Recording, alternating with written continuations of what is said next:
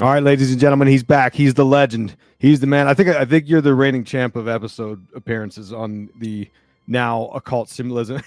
He's soy facing out, folks. You know he means business. It's Jay Dyer.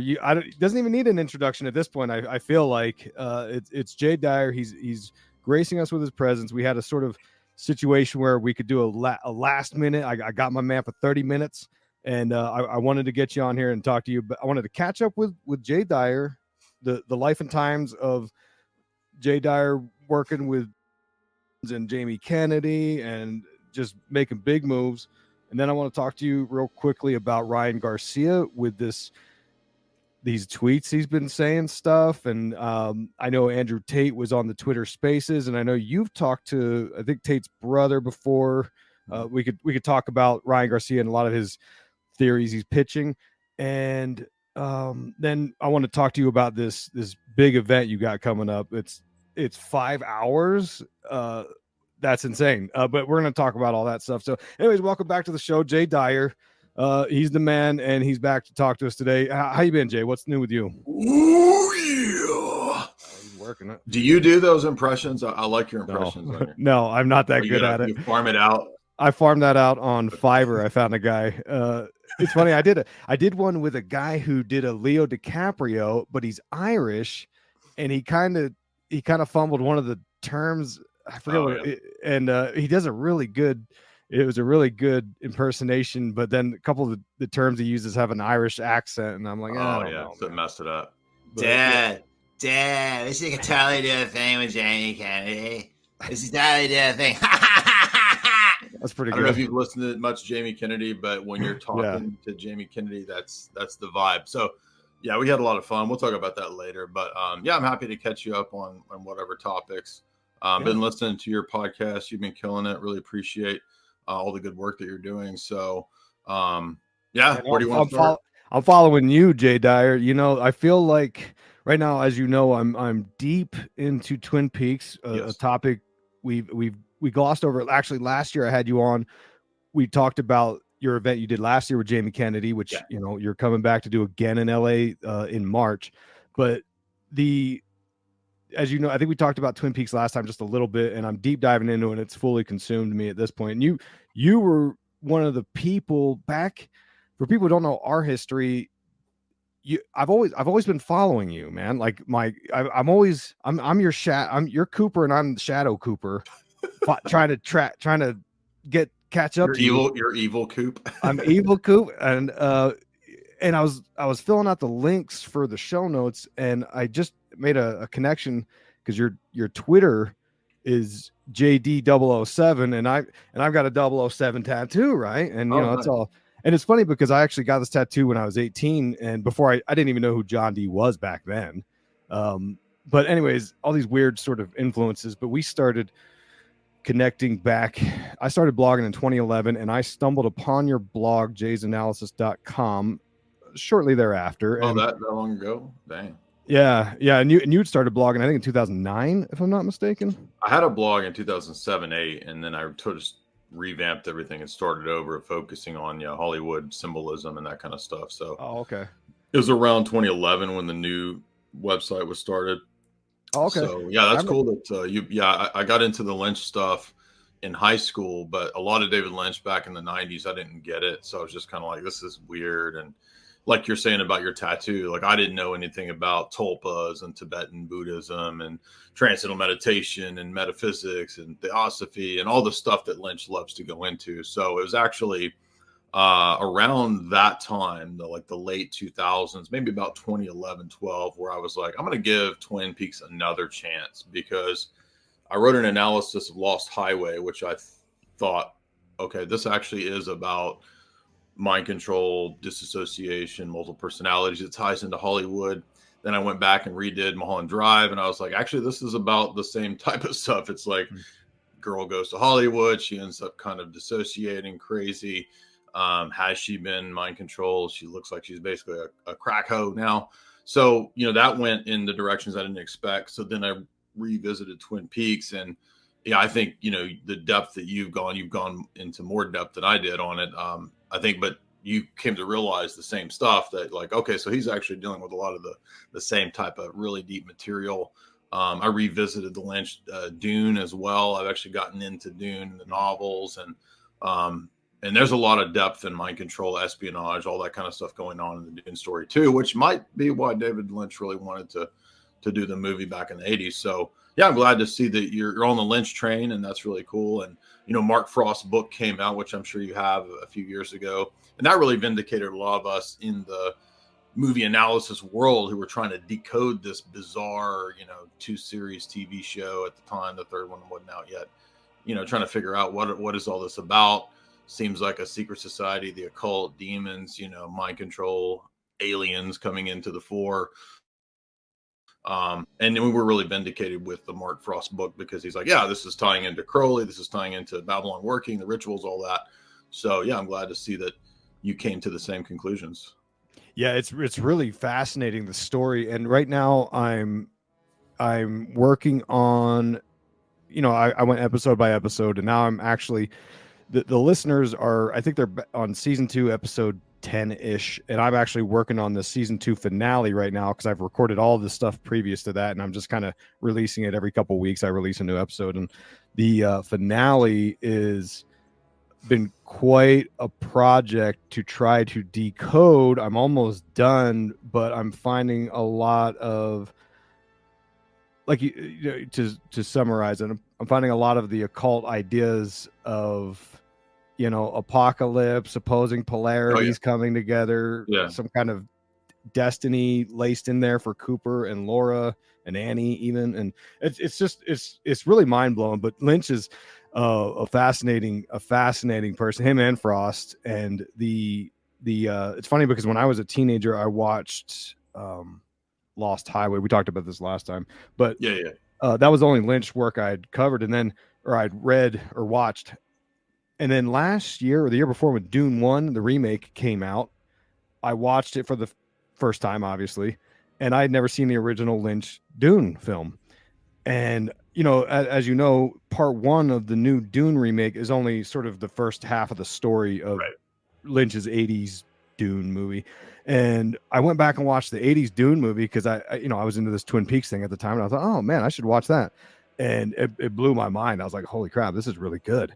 So and the Dune remake I thought was fantastic. I haven't seen Dune 2 yet. Oh, man, I saw that you saw it. You said it was good, right?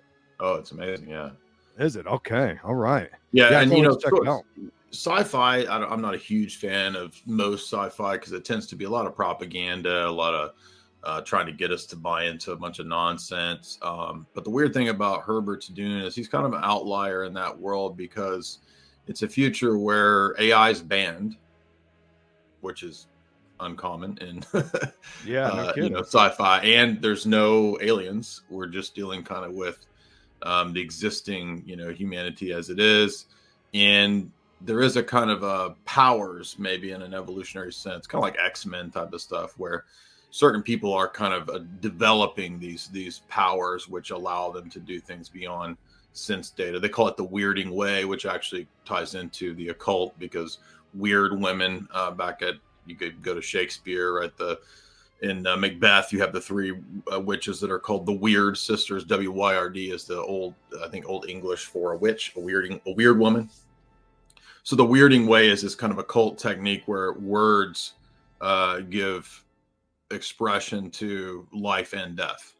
And so eventually in the story, as Paul becomes a kind of a demigod type of figure, his name itself becomes a killing name, Muad'Dib. So that's just one element. You've got secret society, sisterhood of witches that mind control people. They work like an intelligence agency, the Bene Gesserits, or you might call them the Bene Jesuits, as we've been joking lately, because they operate like spies. And you've got geoengineering, you've got terraforming, you've got genetic manipulation of bloodlines, which have these, you know, potentialities and powers. You got DID, multiple personality disorder, MPD. In, you know, by the time you get into the later stories, I don't know if they're going to eventually make these. They may, if they continue to be successful. But Paul's sister, who's this sort of prodigy girl that's born, she actually becomes a kind of Whore of Babylon figure when you read Dune Messiah, which I was surprised. And I could tell, Herbert pulls from a lot of perennialism and traditionalist writers. And I could definitely see he might even be pulling from Whore of Babylon imagery in Dune Messiah when we get to the storyline about Paul's sister, because she actually goes crazy and gets possessed by by the Baron, because the Baron is actually a relative of Paul. So it goes. So have you read? Are there multiple Dune? I don't know anything about Dune. There's besides, 6 parts. 6 parts. Oh, there's 6 books. Yeah. And then Lynch's Dune film from the 80s. Did that just cover the first book or something? Or yeah. Oh, okay. Much. Oh, all right. Yeah. Okay, cool. So basically, Lynch's Dune ends pretty much where the new Dune 2 ends. Okay. And that's. Did you get the bucket? Did you get the popcorn bucket? Or say that again? Did you get the popcorn bucket or no?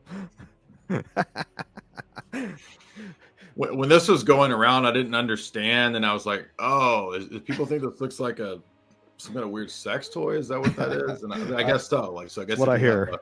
If you have a worm fetish, which is weird because worms are kind of phallic, but it's like if you want to put your thing in a thing, I guess. I mean, it's just I don't know, weird. Yeah, they call that docking. Right. Well, do you remember? So I remember back in the day that there was a thing called the ovipositor that was a toy based on the Alien story, the movie, and it was the idea was that it was a sexual toy where people would insert it in themselves and inject eggs into themselves, like that was a fetish of some kind. But yeah, anyway, the science fiction world is weird, and I'm not super into it necessarily, but I'm down for any kind of the Alien films, and these Dune movies are great. Did you a couple things?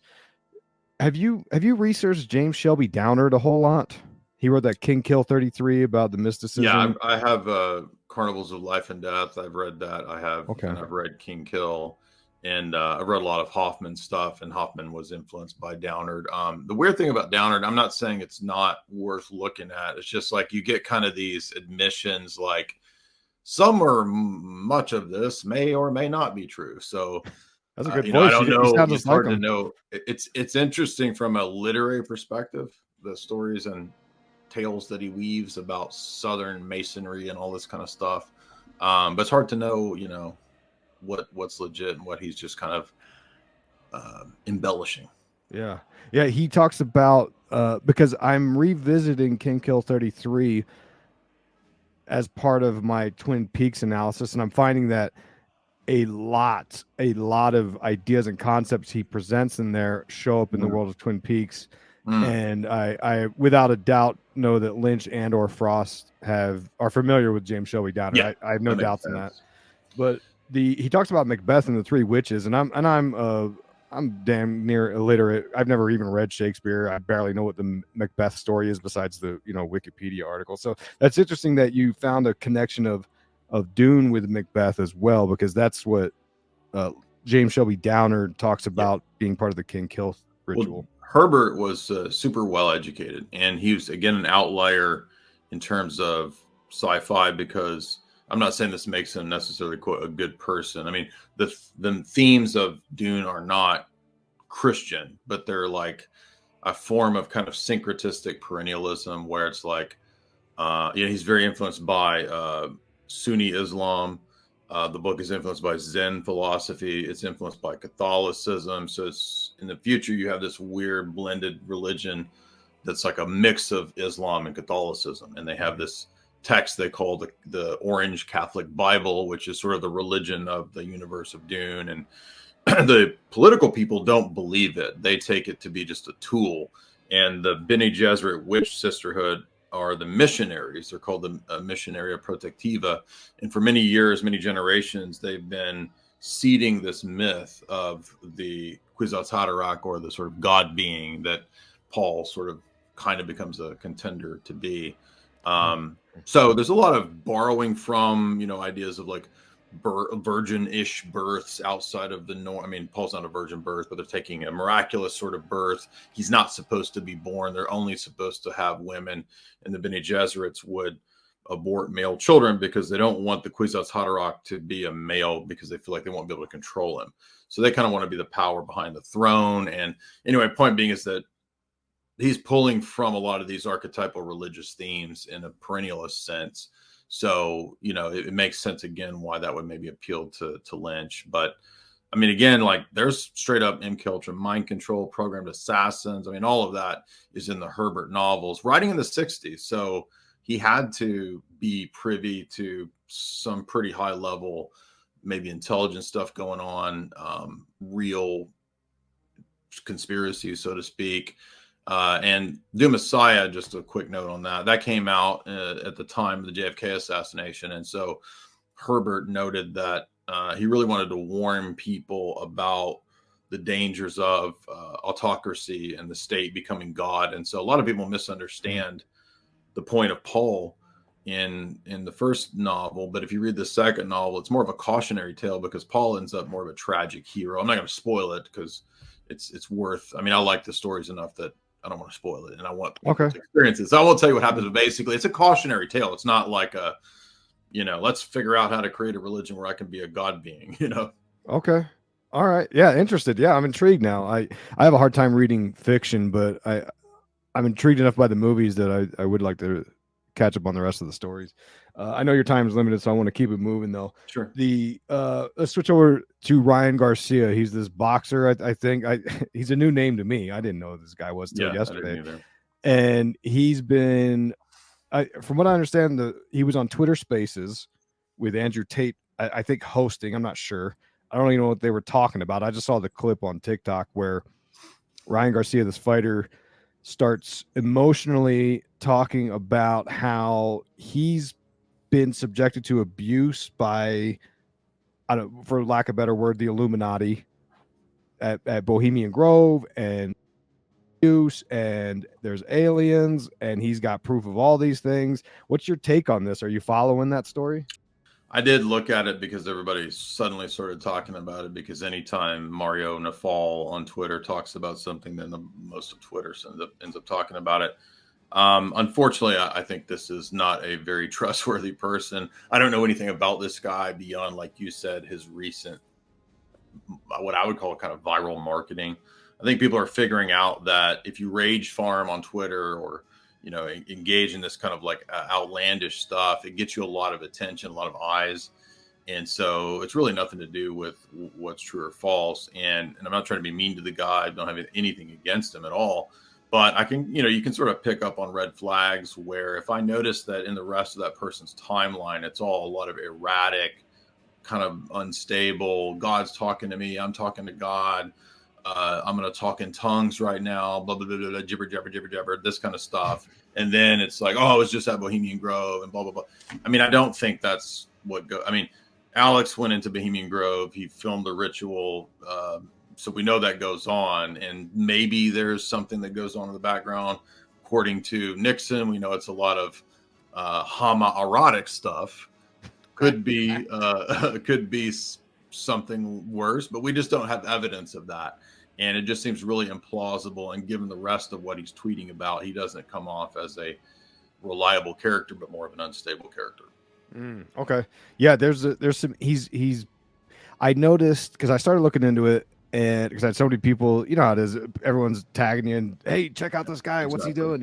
Yeah, and I saw that he's got a fight coming up in April, and I thought, well, I mean, come on, strange timing. And again, I'm with you. I don't know the guy. I got nothing against him. And if he's telling the truth, I sure hope that he releases the evidence. And that's always been my beef with a lot of people who've been on the verge of exposing the big thing, who say they've got the receipts and the proof, and they never release it. I'm like, if you really were scared for your life and you really were subjected to these things, I feel like the first time you would talk about these things would be the time you would release all this stuff, so that if you're worried about them coming after you and taking you out, you have sort of undeniable proof that you've already released. I don't know, but I'm not in that position either. But I do think what's interesting is, because this is why I wanted to talk to you about it, because you also have been in this world, this conspiracy world, long enough that you remember sort of 10 years ago versus today and how different things are. And today, these kinds of ideas get more traction. More people are susceptible to believe these things, which I think is good. However, I do get concerned sometimes, because I think a lot of people get because I've talked to people in my personal life. In fact, there's people I know personally that when I told them about what I research, back in 2017, I had conversations with them and they were mocking me. Right. It hurt my feelings, because they were my friends. And I was like, oh, okay, well, I guess I don't talk to people about it a whole lot because of that. And now people look up to me. QAnon entity's going to come down and drink your adrenochrome tonight, Isaac. Yeah. That and I don't know what to think about it, because some people are starting to open up their minds to these things, but then I think they kind of go too deep into it sometimes, and they start wanting to burn the world down, and I don't like that either, because I think I don't know, man. Like I don't know what the right answer is. I don't know what the right level of response is, because some people are more radical than others, and they look at this and they say, dude, they're messing with the kids. Like we gotta take them out. And I get that sentiment, that sort of warrior sentiment. But then I also think, man, I don't know. Like what if we're a little bit off on our theories, or maybe we got the wrong guy. Tom Hanks is a classic example. Yeah, I've looked into the Tom Hanks thing, and I get why people talk about the guy, but I'm not committed enough to be like, oh no, he's definitely the guy, and we need to.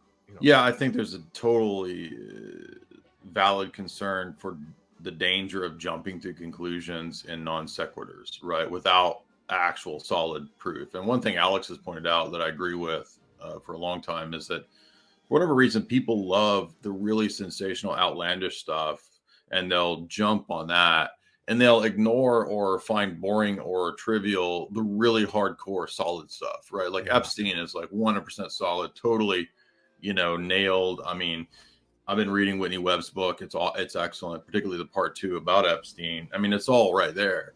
And but let's talk about Q crap. Oh, let's talk about this really outlandish stuff that you can't actually prove, but it makes for some kind of this is the whole idea, I guess, behind tabloids. People just love that kind of crazy stuff.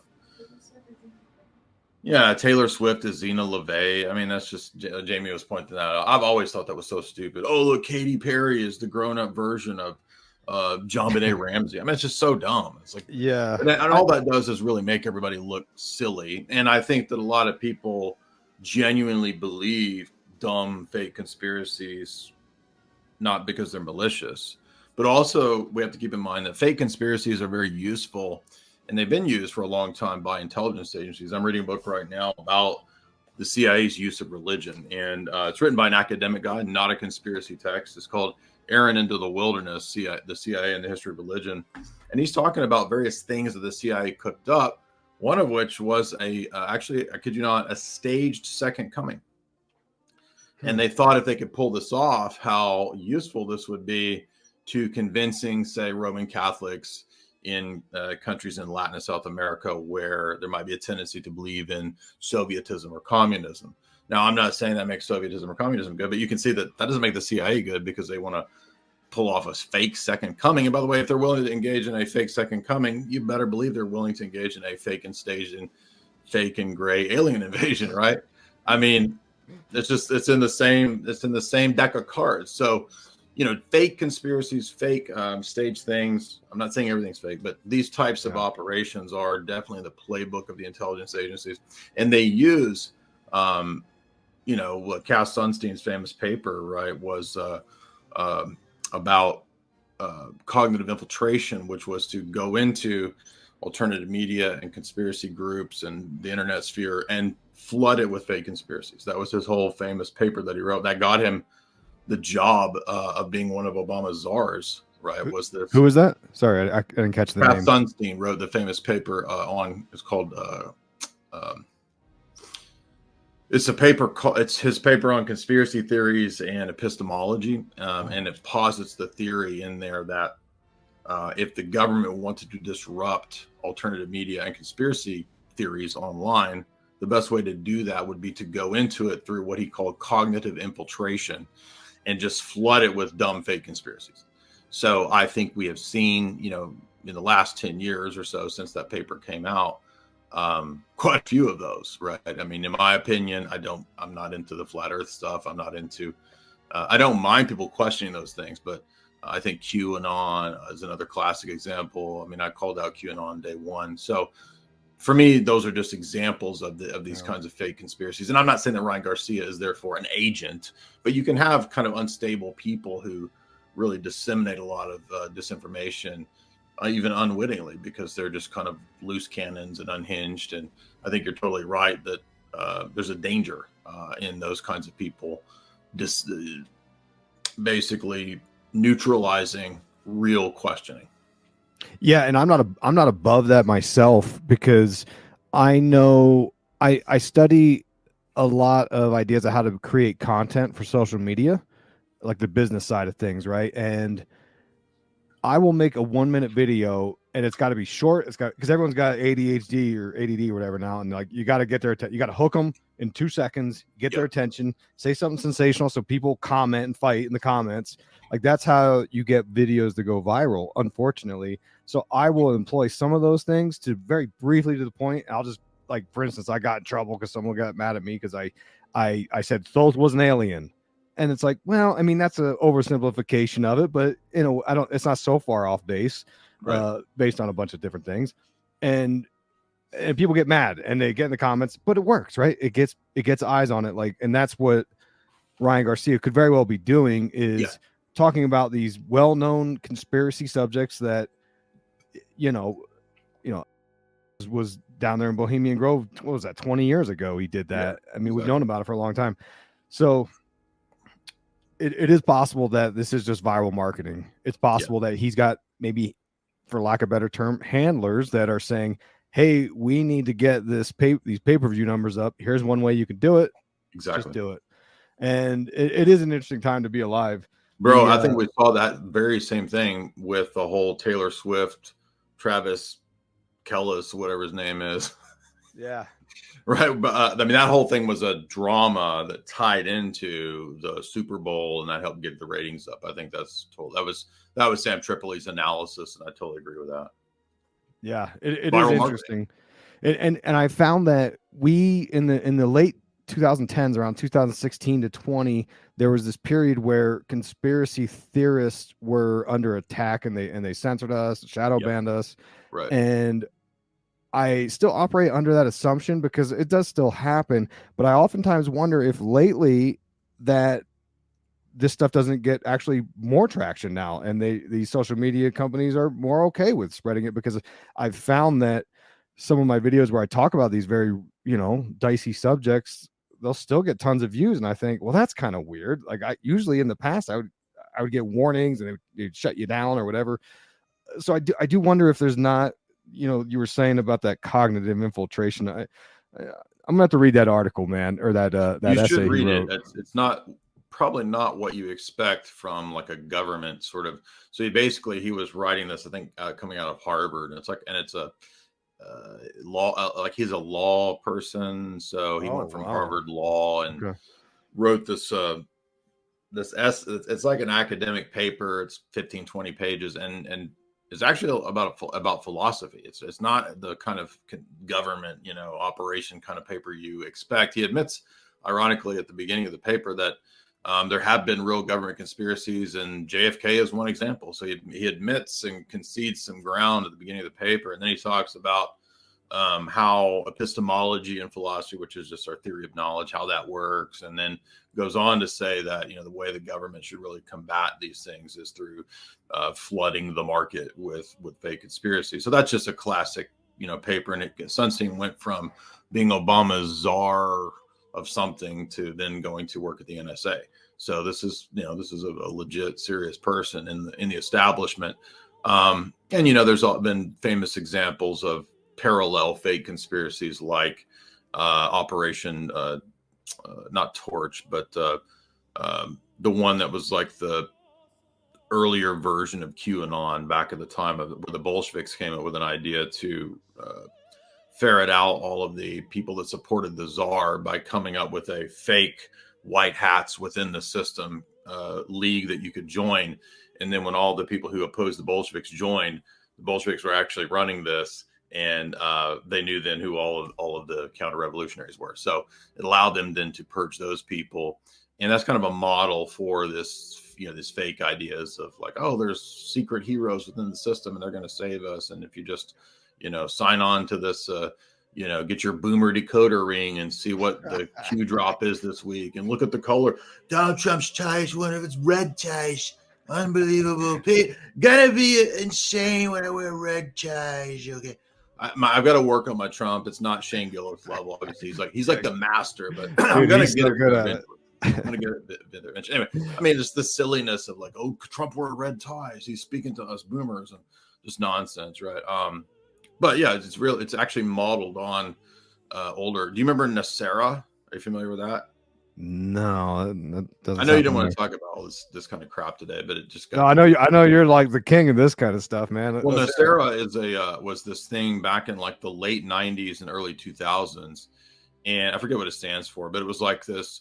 There's patriots in the government, and it was like it started at the time of Clinton era, and the idea was that the white hats in the government are going to arrest Bill Clinton at any moment.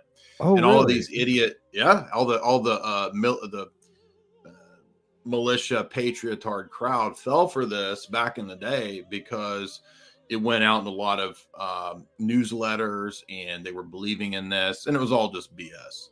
So the acronym is NESARA, and actually, believe it or not, some of the people involved in Nacera then jumped onto the Q crap at the time of QAnon, and they continue to ride this nonsense.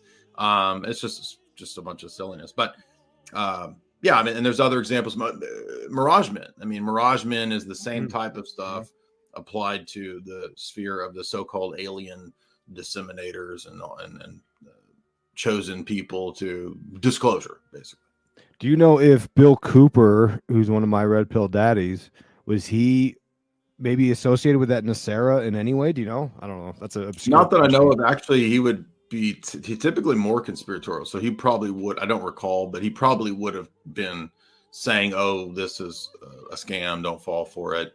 I never did really follow Cooper that closely. I read Pale Horse back in the day.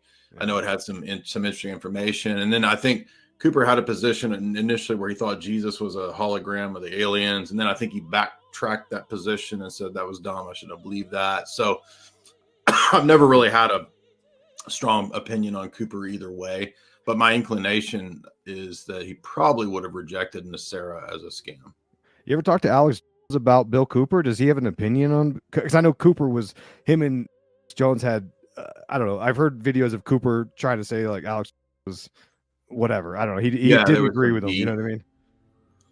Alex has addressed it, but I don't remember the last time he addressed like what he said exactly. Honestly, okay, just curious. I don't want to see any of our conspiracy daddies and brothers. I can tell you that he's not Bill Hicks. I can tell you that. Confirmed. Okay. All right. I know I'm keeping you later already, but I want to talk to you about this show in Los Angeles, Friday, March 15th, Hollywood Conspiracy and Comedy. Jamie Kennedy, Jay Dyer, Jamie Hanshaw. What are you guys going to talk about for 5 hours, please? Well, this is a damn fine cup of Joe. I can tell you that. So when I did the last time we were in LA, I opened up with like 20 minutes of impressions, right? So I went through about 40 different impressions. That's the one nobody could guess who it was. And I'm like, I'm in LA and nobody knows a David Lynch impression when they hear it. That's Gordon Cole, isn't it? You would think, right? So basically we have a lot of fun at our live events. We had so much fun last time. I was really nervous about it. Didn't know if it would come together. Jamie, he showed up right before his stand-up. So I was like, is he coming? Oh, wow. I was a little nervous, sweating a little bit, but he came, he killed it. He was really funny. Everybody loved his set.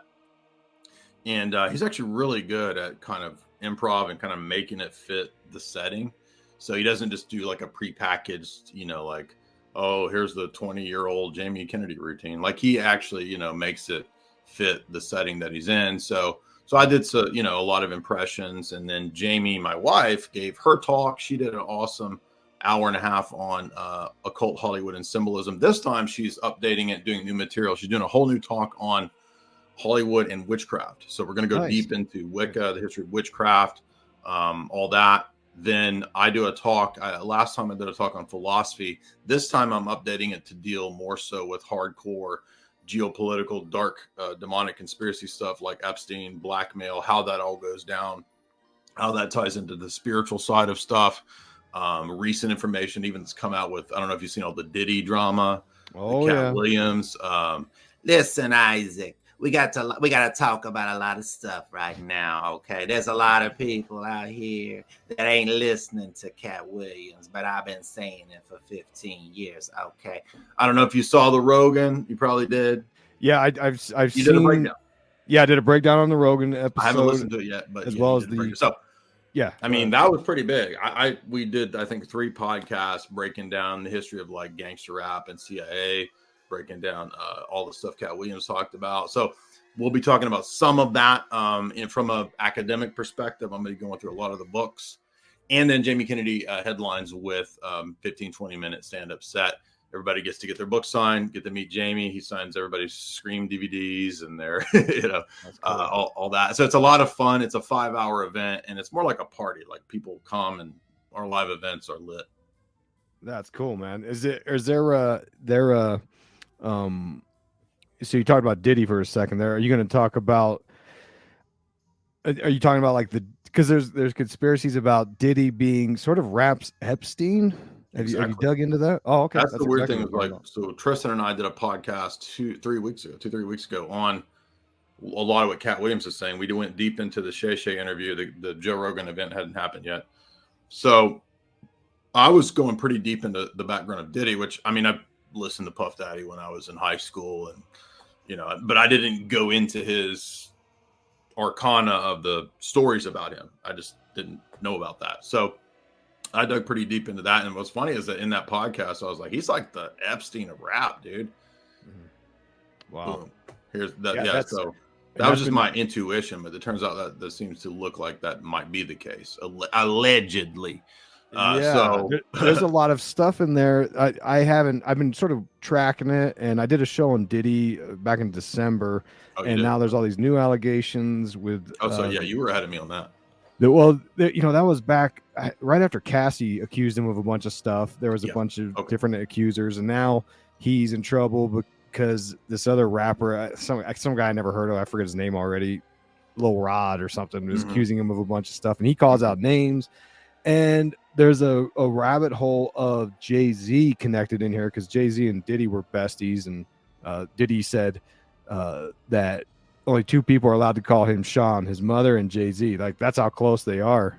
And there's a lot of stuff about how Jay-Z's threatened to be exposed of a lot of dark dealings, apparently, and all this. But I don't know. I haven't dug deep into the newest, but there's a lot there. And the Epstein connection is, it all starts to make sense. And you're like, oh, Diddy's been connected with literally everything that's huge in hip hop. You wouldn't think so because he's kind of younger. People probably don't even know who he is. Right. But he's behind all the stuff, Tupac, Big, everything. And it ties into the history of death row and all that. And that there's a great chapter. My publisher has a book by John Potash called Drugs Weapon Against Us. And there's a whole chapter on Tupac, Biggie, and death row. And it's not immediately talking about Diddy, but if you read that chapter, you'll notice a lot of parallels to what's going on. And I think it does tie in. So you're absolutely right to draw that conclusion, I think. So, I mean, that's not the focus of my talk. It's just new stuff that's kind of emerged that, will be in this talk, tying it into kind of big global geopolitical stuff and how they control not just Hollywood, but as you know, the music industry as well. So, we touched on Hollywood a lot. So I want to kind of bring in a lot more of the music industry as well, which I haven't really gone too deep into in the last few years. So it's going to be a fun event, March 15th. They're in Hollywood, LA area. So get your tickets over on Eventbrite. It's linked on my Twitter, on my YouTube community tab, on my website. You'll see it everywhere there to get the tickets. And I'm going to put the link in the show notes of where the listeners can grab those tickets while supplies last, of course. And, I wish I could be there for this. I need to get back out to LA because every now and then I'll try to get out there maybe once a year and try to, schedule something with Tinfoil Hat, you know, Yeah. which I actually heard John Potash on. I think it was on Tinfoil Hat years ago, and he's been a on fascinating show. Yeah. Yeah. But anyways, I know I've kept you late, man. Thank you for jamming out with me for a little bit here. And I want all the listeners. You got to get out there, man. 5-hour show. Are you kidding me? This is gonna be great. So I'll put the link in the show notes. It's called Hollywood Conspiracy and Comedy. Jamie Kennedy, Jay Dyer, and Jamie Hanshaw. Go get the tickets. All right. And any last places that you want them to go or to find you or to connect with you or Jamie or any of this stuff? Yeah, I mean, we're on, you can find Jamie's podcast. She does podcasts as well over on YouTube. She's growing over there. She's on Rockfin. I'm on Rockfin. You can always find us there. You can find me on Twitter, Jay Dyer, Instagram, Jay's Analysis. And then every Friday, 4th hour of Lord Voldemort.